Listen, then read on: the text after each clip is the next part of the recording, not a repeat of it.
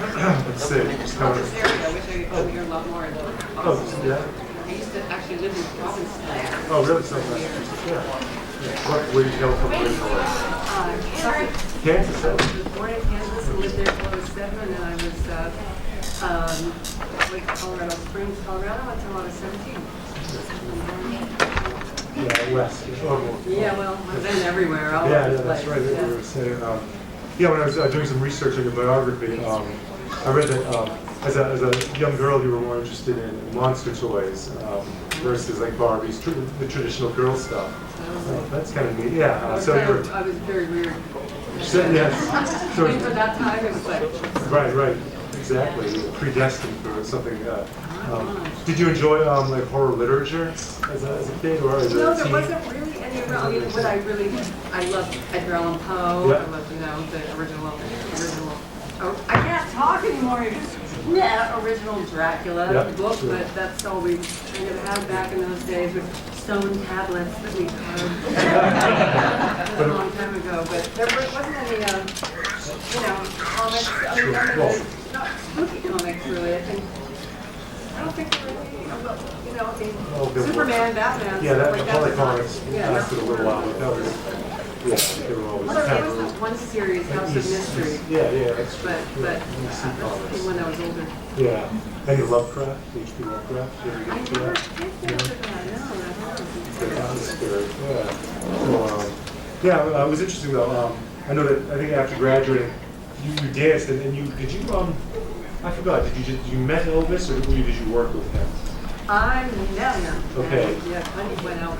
Oh, did you? Well, I don't know what you call it. That's neat. But he came and saw my show. I was a showgirl in Vegas, Sure. in Las Vegas at the Dunes Hotel.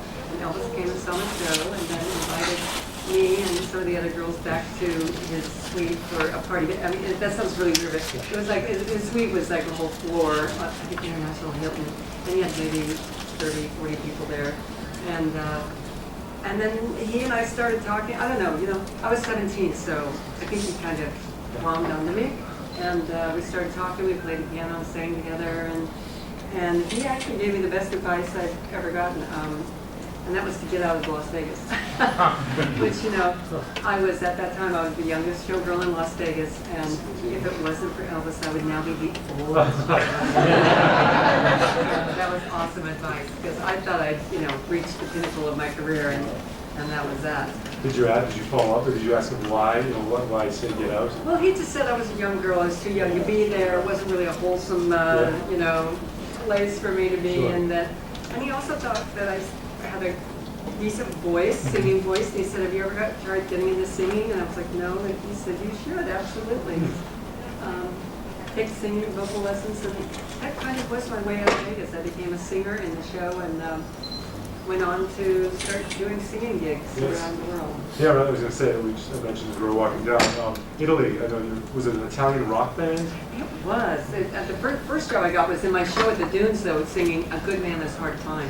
It's so true. And then from there, I got a job in Paris at the music and went there and then got a gig singing with one of the other showgirls, and then we started traveling around, and then I got in a band, an Italian rock group, and traveled around for a year. So it was weird, yeah. So, Any of those recordings out there? God, I hope not. No, I don't think so. They never really did an album or anything. It was pretty much just a touring band and, doing like cover tunes of American songs mostly. Yep. And while in Italy, was there a chance meeting with the great director Fellini? There sure That led to was. something that you want to talk a little bit about that? That's impressive. It's so bizarre. I was in Rome and I was walking down the street with one of the other girls from my show in Vegas, and this guy comes running up to us, and I remember seeing Stuart Bernholm, and he had shot a documentary in Vegas about showgirls as a student film, and I was in it, and my friend was in it, and he was coincidentally a student director with Fellini, and working on Roma. And he said, do you want to meet Mr. Fellini? And I said, do I? Yeah. And so she started to meet him, and he couldn't get over how I looked like his wife, Julieta Messina, when she was young. And he said, would you like to part in the movie? there's nothing on the wood. Yeah. And so I had a part of the movie which was basically an extra, but I worked for 30 days straight in Rome and with Fellini, and I mean, it was incredibly awesome.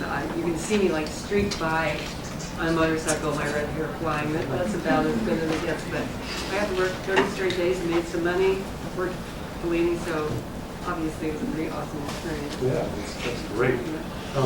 I know then, I think was it when you returned to the States, the Groundways, the improv group, yeah, they're based where again? They're based in Hollywood. Oh, is it LA? Oh, Yeah, right in okay. LA, on Melrose Avenue, the Groundlings. It's a comedy improv Yeah, group. And, sure. and a bazillion people have come out Yeah. of that group. I mean, they're kind of like the second city in Chicago, but Phil Hartman, Lorraine Newman was the first one to go to Saturday Night Live, and then Phil Hartman, and Pee Wee Herman came out of there. John Paragon, who some of you may know, he worked with me. He has written both my movies with me, and wrote my television show, and also played the breather on my old show when it was first out. The guy that would call and breathe in the phone. I played a lot of those. And anyway, so Will Ferrell, I mean, a million people have come out of Julia Sweeney. Groundlings is a real feeding ground for Saturday Night Live. They get most of their actors from there, I would say most. So I was in that show and heard an acting job, which I was always looking for work, at a local TV station who was looking for a horror host. And I honestly didn't know what a horror host was. Where I lived in Colorado, they didn't have such a thing. So I'd grown up without my kind of deprived childhood. And they wanted me to come on and talk about these old horror movies they had. So I went to the audition, got the part, and thought, well, that was $300 a week, it was awesome. And started doing the show, and it just like took off. It was crazy. Like 2 weeks later, it was like people calling my house. I'd take my phone out of the phone book and change my number. It was, you know, back then you put your name and number in the phone book. I mean, oh my God. And it was like 2 weeks later, it was like, oh my God. Everybody and their mother was calling me, and mostly their father.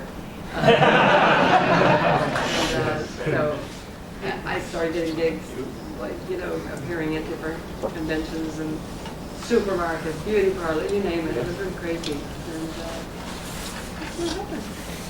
We were able to make the show go national after a while, after a period of time. Yep. How long had you been with the Groundlings before you got that the audition? Was it an audition? Yeah, I was with the Groundlings 4.5 years. And then, yeah, it was an audition. They actually auditioned for Movie Macabre was the name of the TV show, and they were looking for a hostess. They auditioned over 1,000 people. Wow. It was really good.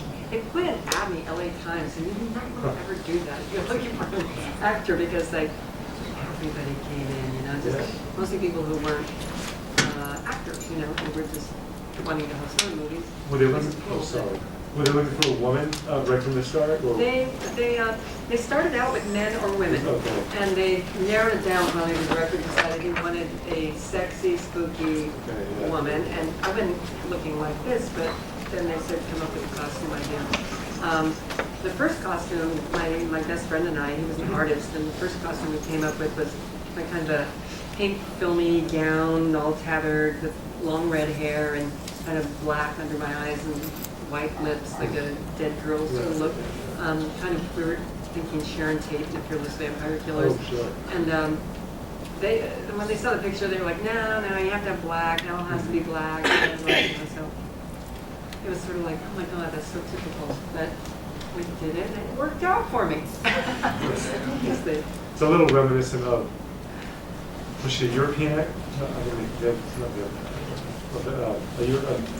she was a woman. Well, your memory's as good as mine. That's I think she was a hostess. Well, mine on Nerve played Vampira. And wasn't the outfit similar? It was similar to that. It was, I mean, long and tight and black. That's what we were going for. That's what I mean, yeah. And that's why she ended up suing me. Oh.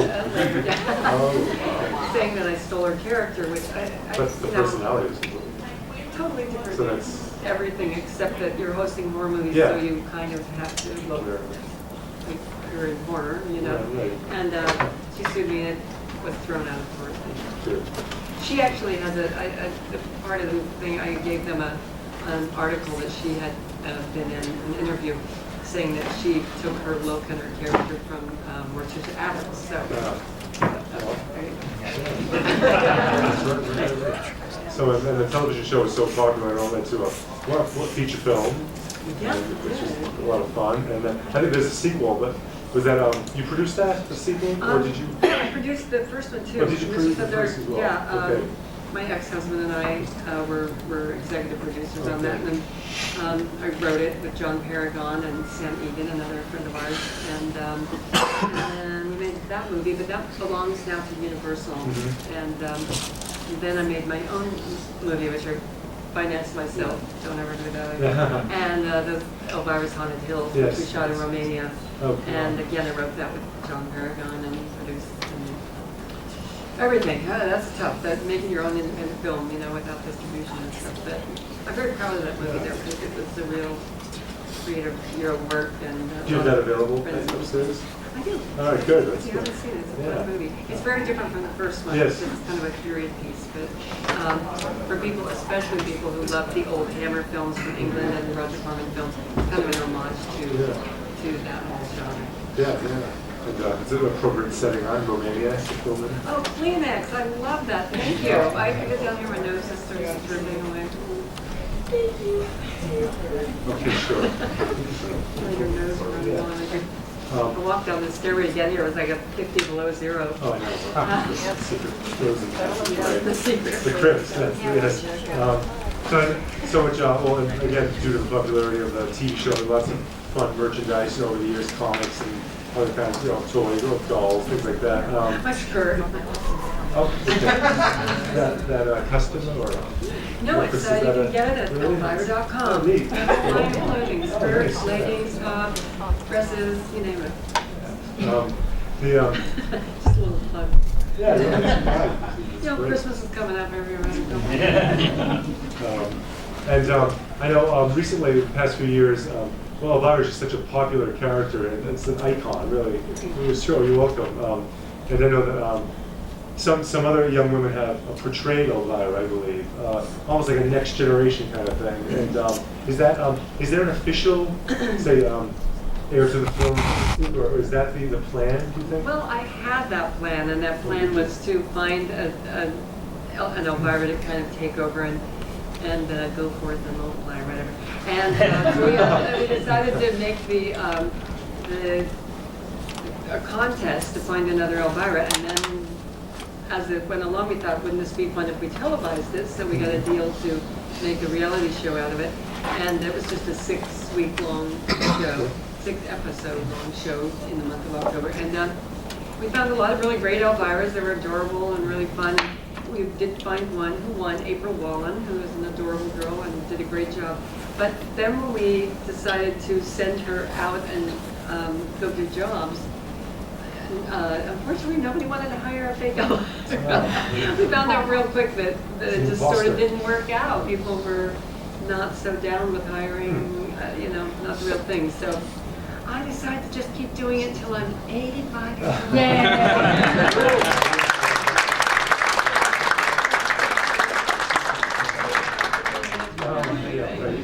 Should we take some questions? Yeah, sure. Yeah. Anyone have any questions? Okay.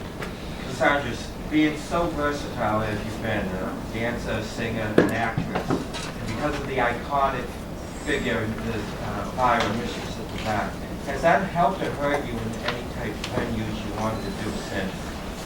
Actually, it's totally helped, and I haven't really gone outside the, but people always say, why don't you do other things? And once in a while I want to do a little movie for a friend, like I was in Pee-wee's Big Adventure. And that's, I don't have an agent, I don't go on interviews for acting anymore. I haven't since I got Elvira, because I own the character of Elvira. Unlike a lot of people here who, they have fantastic characters, but their character is owned by a movie studio, so they can't manufacture merchandise and sell it, and they can't exploit it, make their own movies or their own TV shows or whatever. So because I own it, it's kind of like my own little mom and pop business, and that's all I do. I run that. I quit getting the agent or going on interviews, and pretty much everything I do is. So you don't miss any other venues in the acting business? I do singing and dancing. I just got done with 30 days at Not Scary Farm in California, Southern California, which is the largest Halloween venue in the world. And I did, did 2 shows for let's see, what was it? 1,800 people show each night, twice a night for 30 nights. Just singing, dancing, and doing comedy for that night. So I do stuff, I mean, it all comes in handy, you know. I used to think, oh no, I won't be able to use my, it's not like I'm a great singer and dancer, but you know, I was able to make some money with it, that's all.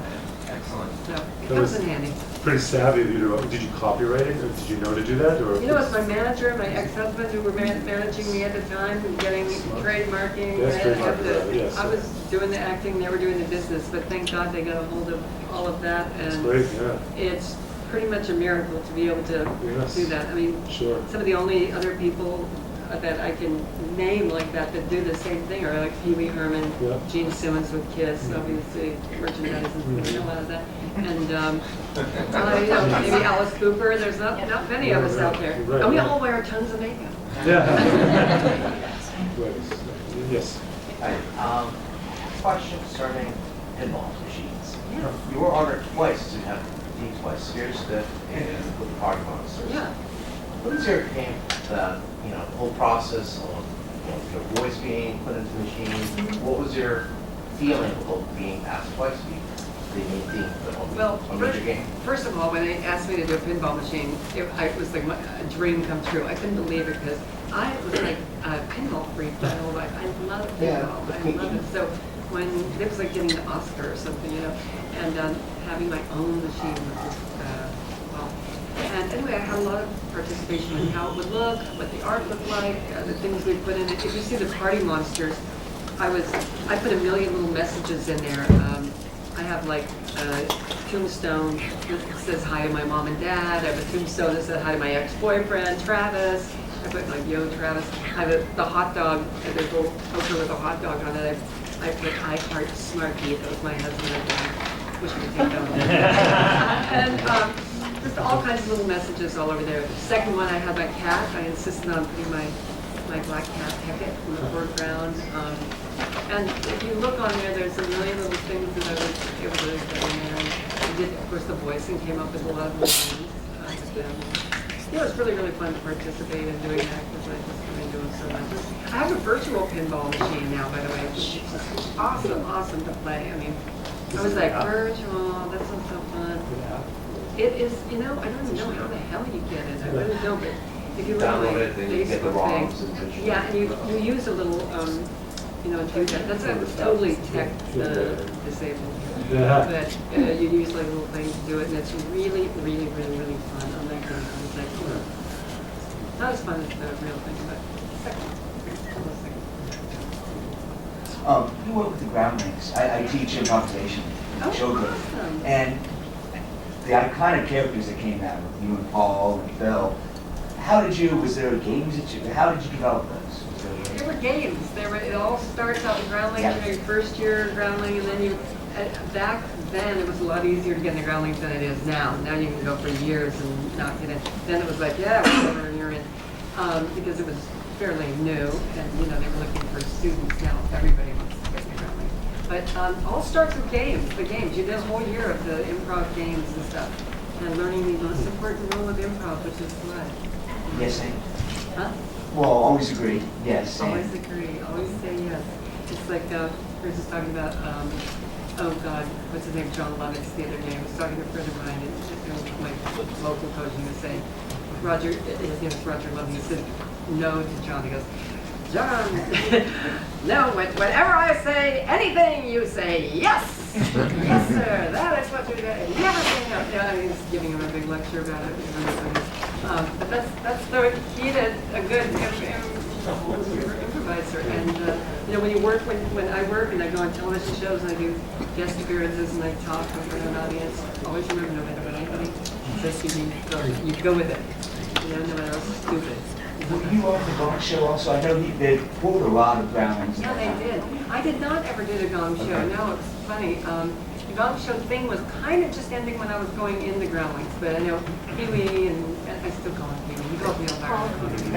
We're very close these days. But Pam, John Harrigan, Phil Hartman, Ray, all those people did the Gong Show right around then. But it was just kind of coming to a close when I started it. Somebody back. Yes. Are you going to be writing your own autobiography anytime soon? You know, everybody else is releasing one. Yes, I know. Oh, what? One about me? Yeah. They are? No, everyone's seen Oh, No, it's time for you to release one. yeah, no, I've been going to do that for like 30 years now, and I kind of I write a little bit of it, and then I go, I'm really going to write every day, and then that lasts for about 10 days, and then I forget about it, and then I start doing it again, and I really got to get that done. I'd love to hear stories like about all your times with all these other people, and you know. Yeah, I know. I'm just waiting for my mom to die, so she doesn't. I know. I'm going. Oh my God. Now I've got a daughter, so it's like. Can't wait that Gloss over some sections. Most people do.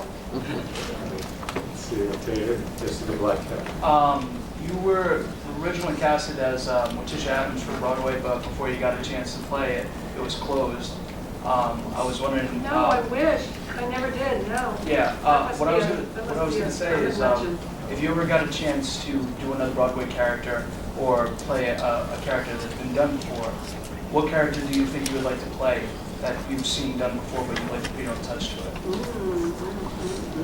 Well, I love. I mean, I don't know if anything is as good as Morticia Adams. I really do. I love that character. It would have to be somebody like Maleficent or Cruella de Vil or something along that line. I just love all the famous villains like that, the cartoony ones, because Elvira's pretty cartoony herself, you know. So, yeah, all of that little group would probably be my favorite. So, yes. Of all things you carried when you were doing the hosting, did you ever run across any celebrities that were less enthused about the irreverent nature? About what? The irreverent Oh, nature. yes, I did, actually. Most of them were thrilled, really. But, well, it was really funny. It wasn't a celebrity, but I showed a few Canon films that I put down, you know, and so they decided to pull their movies. They pulled their whole library of movies from page 2 because I was saying bad things about them. And then, this was very early on, then when the show got really popular and went syndicated, they came back honestly begging us at a gigantic discount to take the Canon film. But I think I said something like Canon obviously threw in the towel when they made this movie, or I don't know, and they got all bent out of shape. But there hasn't really been any celebrities. I mean, even Vincent Price, who I like just mercilessly joke about, he loved it, thought it was fantastic, and I got letters from various directors and people in the film saying how awesome it was that I was making fun of them. So luckily they were all, you know, they had a sense of humor. I was going to say, like horror and comedy go way back. I mean, even originally in the earliest horror movies, there were moments of humor. But you're a fan of Abbott and Costello? Oh, huge fan. I mean, you know, I think of a series like something like Abbott and Costello, and you know, meeting all the monsters, that whole series of movies. I love that, and obviously it did, you know, influence me somehow as a child. There was somebody over there. Yes, right there. Yeah. I have an old video game from the early days of graphical video games. I think it's called Elvira's Haunted Castle or something. And I was just going to say, did you have anything to do with that? I did. I remember that. I think they sold like 2 copies. There was like some company that really didn't quite know what they were doing, and it was sort of like technology that just wasn't. I mean, there was something about it that it didn't go for it. It was like getting what were the 2 video things? Beta. Yeah. It was like the beta, you know, player of the game world. So. Yeah, it had very, very limited release, but yeah, we did that. That's a long time ago. Do you have any more games? We did a series of collectors out of there. What game do I have? Well, I have a new one by Zynga, Z-Y-N-G-A, and it just came out. It's online. It's gambling. It's slots, but you know, not for money, but it's a slot machine. And that just came out like about a week ago. Oh my God, I'm getting eye twitch from this talking about gambling. Anyway,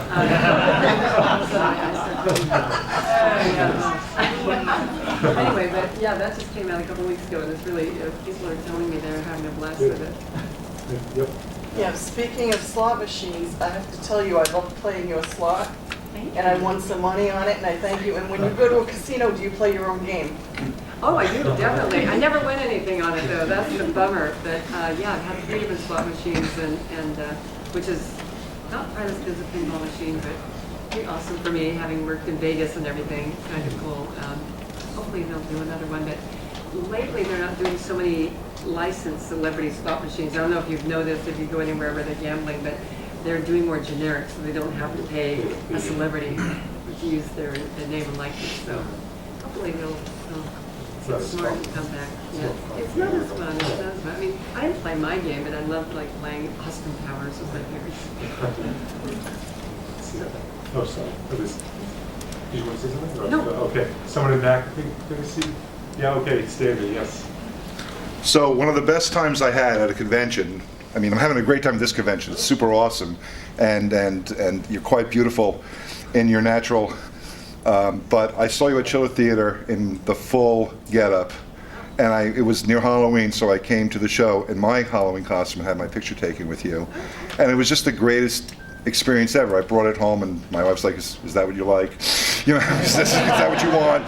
But I mean, no, it's cool. But that's a major commitment. I mean, that was New Jersey. So how much to bring all that stuff out, to put it together, and to get it all up and running and going? You know, I mean, it's awesome, but it must be a heck of a lot of work. It is. You know, I mean, I still do it. I just got done doing my show at Knott's, where I was dressed up like that from 5 o'clock in the evening until about 3 in the morning every night. But to do it at a show where I'm meeting people, and there's a lot to that costume and that makeup, it's really hard to sit, you know. And you're not in the same time zone. And not getting everything messed up without running somewhere and checking yourself out every 10 minutes, you know. So I've been doing a few shows dressed up. I've been doing my own show, which is Comikaze in LA. Dressed as Elvira, but for very limited amounts of time. It's just that it's really uncomfortable, and it's either too cold or too hot, or I just have a hard time doing it when I'm signing autographs. Yeah. Oh, what time? Well, I have LA time. LA is 6 o'clock. 2 hours. 3:30. What is it? 12:30. 12:30. Sorry. Good. Now I'm gonna have a coffee. Let us switch. Okay, back there, yes. Speaking of licensing and products and different things, do you have a favorite or most bizarre product that has your likeness on it? Favorite product? I have a lot of products. I have over 500 products right now. Oh, look at you. I love you. Thank you so much. Yeah, you just thank you, Tia. I saw you going for that too. Let's see, my favorite. Well, I have this new line of clothing, which I'm very crazy about, which I really love. But I mean, the biggest seller and bestseller. Where'd you go? I can't see you. Oh, there you go. The bestseller, biggest thing that's been like kind of my bread and butter for many years is the costume, the Elvira Halloween costume and wig, makeup, fingernails, and all that. And cumulatively, over 35 years, is apparently still the biggest selling female costume of all time. And this year it had a big uptick. I don't know, it was Fergie from Black Eyed Peas went as Elvira. And who else? All kinds of celebrities were dressed up as Elvira. So it was really back so it goes up and down, you know, but it's never, you know, the biggest costume of any year is always whatever big blockbuster film is out. But mine's always under there. Tortoise in the hair, you know. There was, I want to mention, I think one of the early WrestleManias, weren't you? Oh, yeah. WrestleMania 2? Yes. You were Boy, called you must be really old. I remember. Yeah. 1986. Yeah, WrestleMania 2. I had a blast doing that. It was really fun. Yeah, I remember you were commentator. Yeah, right, you were I was commentator. a commentator for wrestling all the time. That was my other favorite thing when I was a kid, when I wasn't doing horror models. I was watching wrestling with my dad. Oh my God. All the guys, the boy fans, Yeah, I know. It's really weird. It's not really bad. So, yeah, I think that's were you in LA for that? That's the one I remember No, we went to like, I think Atlanta, Chicago? Georgia. think it was Atlanta. That was the one where they had it in 3 different venues. They had it going on in 3 different, I think California, I think Chicago, New York, I don't remember. I'm pretty sure I shot it in Was it Atlanta. Atlanta? I don't recall. I think so. Maybe, yeah.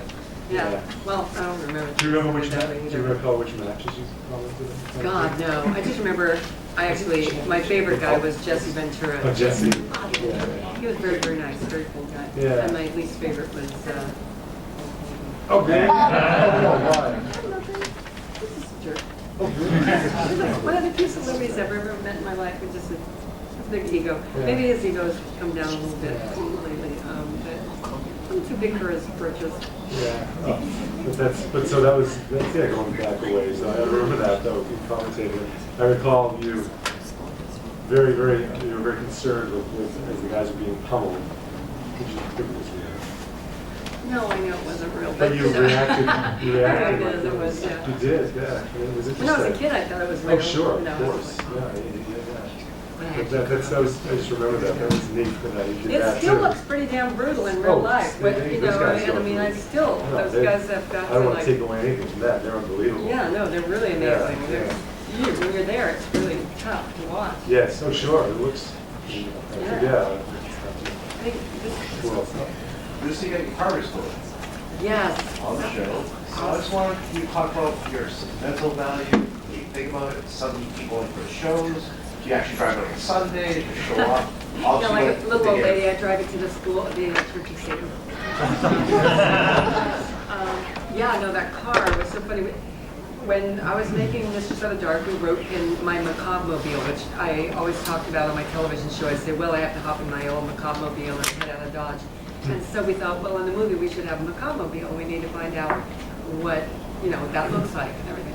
So I was walking down Melrose Avenue, I'll never forget it, and I saw a 59 T-Bird convertible, and I was like, holy crap, that, you know, just to play with it, that is the Macabre mobile, that's it. And I went back to the film company and told them that that's what I had to have.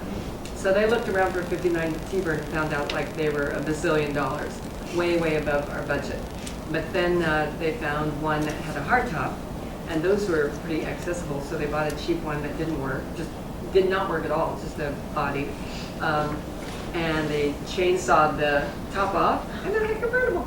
And then they, after the movie was over, the car was such a piece of crap. It didn't actually work. Whenever you see it running in the movie, there's a few moments where they got it to run like on its own, but it's always being towed. It's always being towed. Yeah, it never really worked. So anyway, so they offered me to buy it when the movie was over, and for really cheap, but I was like, oh, a piece of junk from the market side. So I did not buy it, and then about 10 or 15 years went by, and this very famous rock and roll photographer, Lynn Goldsmith, who's extremely famous, had bought it from the movie set, and she used it as her, she fixed it up and used it as her regular car, driving around town. So it had been rained in, sun, you know, it was just a wreck, and she was moving to New York and contacted me and asked if I'd like to buy it. And at that point, you know, I said, this is my second chance, I would take it, it works now. So then I got it, and had George Barris, who did the Batmobile and Beverly Hills, Beverly Hill